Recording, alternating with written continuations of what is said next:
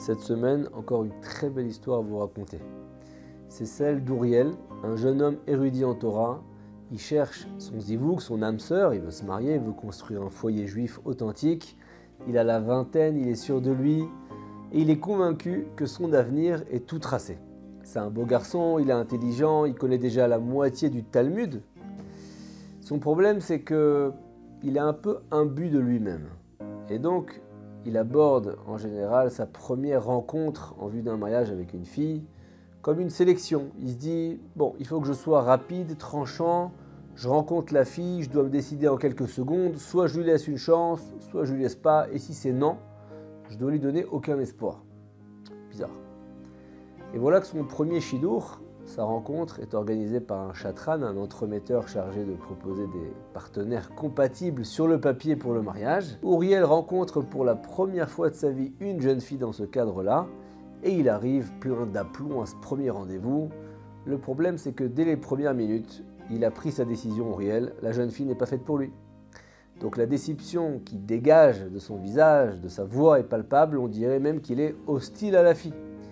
La jeune fille remarque l'attitude un peu péremptoire d'Uriel, un peu hautaine, mais elle joue quand même le jeu et elle tente d'engager la conversation, d'essayer de briser la glace. Malheureusement, Uriel, il est froid, il est silencieux, il est indifférent. Chaque mot qu'elle prononce tombe dans un vide glacial. Personne ne répond, pas d'écho. Et donc à la fin de la rencontre, qui ne dure que quelques minutes, Uriel tourne la page, il est sûr de lui, convaincu qu'il mérite beaucoup mieux comme femme dans sa vie. Pour lui, c'est une rencontre qui ne veut rien dire, insignifiante, mais pour elle, c'est une humiliation, c'est un traumatisme. Les années passent, 4 ans pour être précis, et notre jeune homme continue ses recherches pour se marier. Avec le temps, il s'est assagi, il est devenu beaucoup moins dur. À plusieurs reprises, il est arrivé aux portes des fiançailles, mais à chaque fois, tout s'est effondré à la dernière minute. Il a connu 4 échecs consécutifs et à chaque échec, une question le hante de plus en plus.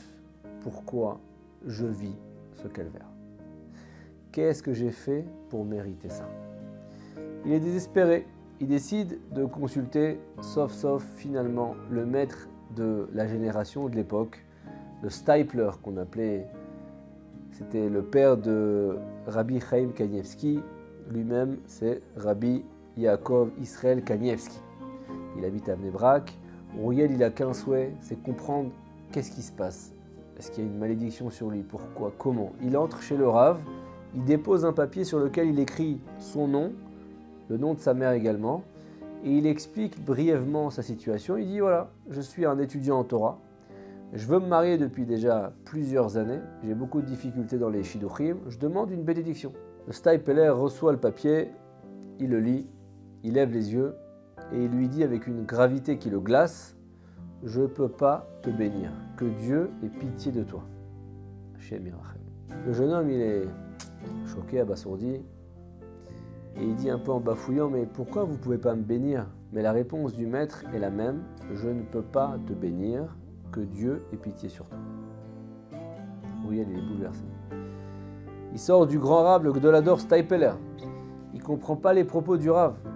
Une semaine plus tard, il décide d'essayer à nouveau. Peut-être il s'est trompé, peut-être ça va changer, mon mazal a changé entre-temps. Mais cette fois, il demande à un érudit en Torah de rédiger le papier à sa place pour que le Steipler ne reconnaisse pas son écriture. L'intermédiaire y rentre, il tend le papier, la réponse du maître est identique. Je ne peux pas bénir ce garçon, que Dieu ait pitié de lui. Là, le jeune homme, il est désemparé, il ne comprend pas pourquoi le Steipler, il ne veut pas le bénir. Il s'entête, il décide de tenter une 3e et dernière fois. Cette fois-ci, il n'y va pas lui-même, il n'envoie pas non plus quelqu'un d'autre à sa place, mais il demande à un homme simple, un Baal Tshuva, un homme qui vient juste de revenir à la pratique de la Torah, d'aller à sa place. Et donc Uriel reste à l'extérieur, sur les marches, et dès que le Steipler voit le papier, il dit « Je ne peux pas bénir ce garçon, mais faites-le entrer un instant ».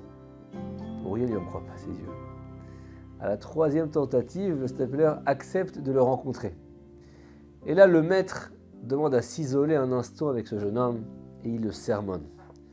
Il dit « Je ne t'ai pas reçu jusqu'à aujourd'hui, car j'aurais aimé que tu comprennes par toi-même pourquoi je ne peux pas te donner ma bénédiction.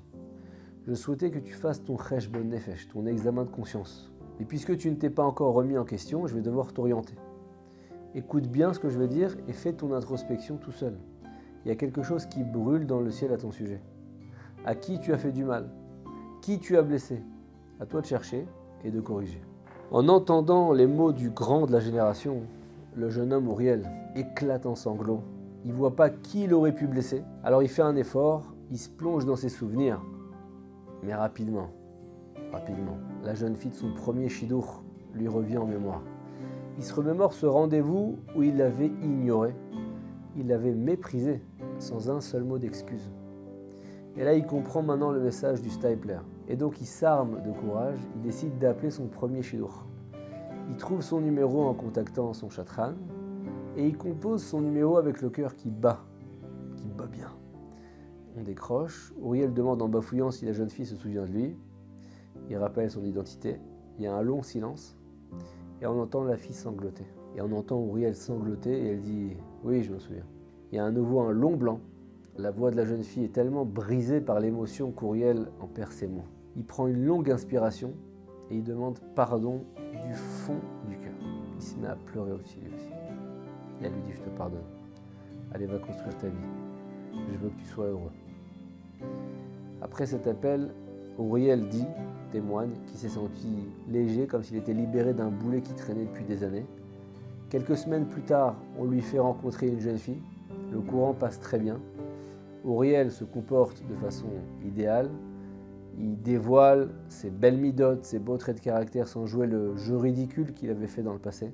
Quelques semaines plus tard, le chatran, celui qui fait la rencontre entre les deux, sent que la rencontre va déboucher sur des fiançailles. Et à la demande des deux jeunes, il leur donne l'autorisation d'échanger leur numéro de téléphone. Et le lendemain, Uriel s'apprête à appeler la jeune fille pour lui demander sa main en composant son numéro de téléphone. Et il voit dans son journal d'appel qu'il l'a déjà appelé il y a quelques semaines. Comment c'est possible? Il doit y avoir une erreur. Comment ils ont pu déjà s'appeler les deux? Il vérifie et il fait tomber son téléphone en poussant un cri de surprise. Il réalise que le numéro de sa future fiancée, c'est celui de la jeune fille avec qui il s'était comporté de façon odieuse il y a 4 ans et qu'il a appelé récemment pour lui demander pardon. Et maintenant qu'Uriel y pense, c'est vrai qu'elle lui ressemble beaucoup. Et si sa future fiancée était sa sœur? Reuven s'est dit non, c'est impossible, elles ont le même prénom. Il l'appelle avec le cœur qui bat à toute allure pour éclaircir le mystère. Elle décroche et après qu'Uriel lui pose sa question, elle dit « Oui, c'est moi. C'est drôle que tu me reconnaisses seulement maintenant. » Uriel devient tout rouge, il ne sait pas quoi dire. Et finalement, il bégaye. Il lui dit « Mais pourquoi tu ne me l'as pas dit plus tôt ?» Elle lui dit « Si je te l'avais dit, est-ce que tu aurais continué le shidour, la rencontre ?» Je ne sais pas. La seule chose que je sais, c'est que Hachem a décidé qu'il en serait ainsi. Il semble qu'on avait déjà tout pour former un foyer juif authentique et fidèle il y a 4 ans. Mais tu devais travailler une mida, celle de la modestie. Tu es passé par de grandes épreuves, moi aussi. Aujourd'hui, tu as changé, je t'ai pardonné, j'ai également changé et je suis prête à avancer avec toi. Uriel est perdu. D'un côté, il veut vraiment se fiancer avec la jeune fille. D'un autre côté, il veut être sûr de ne plus jamais la blesser. Il sent qu'il a besoin d'un rave, la vie d'un rave. Alors le soir même, il se rend chez le Stapler. Cette fois, le maître le reçoit avec un grand sourire et il lui dit que tu construises un foyer éternel en Israël. Shetivne Bait Neeman Be-Israël. Uriel a compris le message du Stapler. Quelques semaines plus tard, les jeunes se fiancent et fondent une belle famille. Et là, récemment, ils ont célébré leur 40e anniversaire de mariage et ont raconté leur histoire. Et de la vie de tout le monde, ils forment une famille extraordinaire, d'amour, d'entraide, de bonté, le tout dans les valeurs de la Torah les plus pures. Dans la vie, nos actions laissent des traces. Blesser quelqu'un, même involontairement, ça peut créer une barrière spirituelle qui va freiner notre propre parcours. Mais il y a une clé pour déverrouiller ces blocages, réparer ses torts, demander pardon. Parfois, ça demande un effort qui est difficile, mais c'est une démarche qui ouvre les portes de la Rachmanout d'Hachem, la miséricorde divine, et ça restaure les liens qu'on a brisés. Combien il est important de traiter chaque personne avec respect. Chaque âme est unique, elle est précieuse. Chaque âme est une œuvre de Dieu et on ne sait pas quelle place elle aura dans notre propre avenir. Et on voit aussi combien nos sages sont les yeux de notre peuple. Même lorsqu'on ne comprend pas leurs décisions, elles sont en fin de compte toujours pour notre bien. Shabbat Shalom.